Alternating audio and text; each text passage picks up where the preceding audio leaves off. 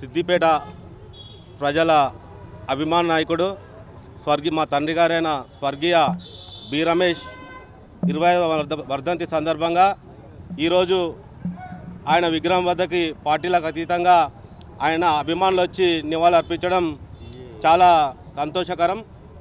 అదేవిధంగా B Ramesh foundation ద్వారా ప్రతి సంవత్సరం ఎన్నో కార్యక్రమాలు నిర్వహిస్తున్నాం. ఈరోజు కార్మికులకు బట్టలు పంపిణీ చేయడం జరిగింది.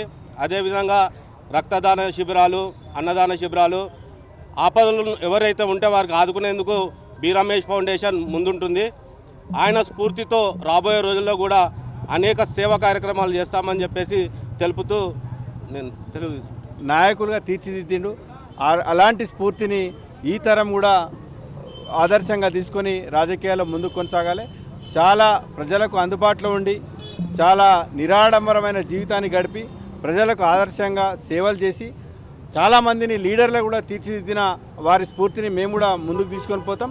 పట్టణ ప్రజలకు ఒక మున్సిపల్ చైర్మన్గా, కౌన్సిలర్గా, వైస్ చైర్మన్గా అంచెలంచెలుగా ఎదిగి ఒక చిరస్థాయిగా అందరి హృదయాల్లో నిలిచిపోయేలాగా సేవలు చేసినటువంటి రమేష్ అన్న ఎప్పటికీ చిరస్మరణీయుడు. వారి ఆదర్శాలను, వారి స్ఫూర్తిని మేము కూడా ముందుకు కొనసాగిస్తామని చెప్పి తెలియజేస్తూ వారి వర్ధంతి సందర్భంగా ఘనమైన మనస్ఫూర్తి నివాళులు అర్పిస్తున్నాం. జోహార్ బాసంగారి రమేష్ అన్న. ఈరోజు బాసంగారి రమేష్ అన్న గారి 25 సంవత్సరాలైన తను లేక అయినా కూడా ప్రతి ఒక్కరూ ఇప్పటికి కూడా గుర్తుంచుకొని తను చేసిన సేవలు గుర్తుంచుకొని అన్ని పార్టీల వాళ్ళందరూ కూడా ఈరోజు ఈ కార్యక్రమంలో పాల్గొన్నందుకు ప్రత్యేకంగా పేరు పేరున ధన్యవాదాలు. అంటే ప్రతి నాయకుడు నాయకత్వంలో ఎలా ఉండాలి అని చెప్పి నిరూపణనే రమేష్ అన్న. పేదవాళ్లకు అందుబాటులో ఉండి పేదలందరికీ కూడా సేవ చేయాలనేది లక్ష్యమే తప్ప వేరే విధంగా తను ముందుకెళ్ళలేదు. అంటే తను చైర్మన్ అయ్యే వరకు కూడా తన సొంత 200 గజాల జాగా కూడా లేని వ్యక్తి. అధికారికంగా చైర్మన్గా ఉన్నా కూడా తను ఎక్కడ కూడా రూపాయి సంపాదించకుండా పేద ప్రజలకు సేవ చేసే కార్యక్రమంలో ముందుకెళ్ళిండు. ఆ చైర్మన్ అయిన తర్వాత ఏదో పొత్తులో ఉన్న జాగాను అమ్ముకుంటే ఆ ఉన్న కొడుకు ఆ 200 గజాలలో ఇల్లు కట్టియడం జరిగింది తప్ప ఎక్కడ కూడా అవినీతికి పాల్పడని రాజకీయ నాయకుడు అనంటే అది బి రమేష్ అన్ననే తప్ప వేరే వ్యక్తి ఎక్కడ కూడా కనబడట్లేదు.